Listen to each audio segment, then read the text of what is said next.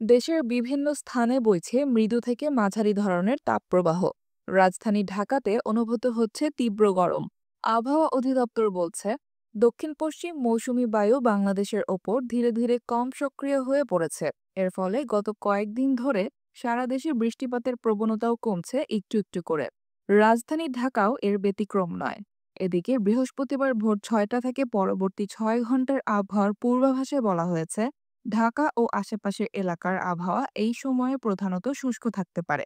একই ওয়েদারের তথ্য বলছে, আজ সারাদিন ঢাকার আকাশ মেঘাচ্ছন্ন থাকবে এবং সন্ধ্যার আগে এক পশলা বৃষ্টি হলেও হতে পারে।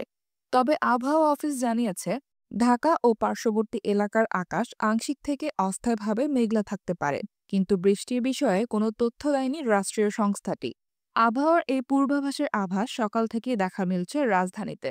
বৃষ্টি না হলেও এই সময় দক্ষিণ অথবা দক্ষিণ পূর্ব দিক থেকে ঘন্টায় ১০ থেকে ১৫ কিলোমিটার বেগে বাতাস বইবে বলে জানিয়েছে আবহাওয়া অধিদপ্তর। ফলে গরমেও বাইরে কিছুটা স্বস্তি মিলতে পারে। এছাড়া দিনের তাপমাত্রাও সামান্য কমতে পারে।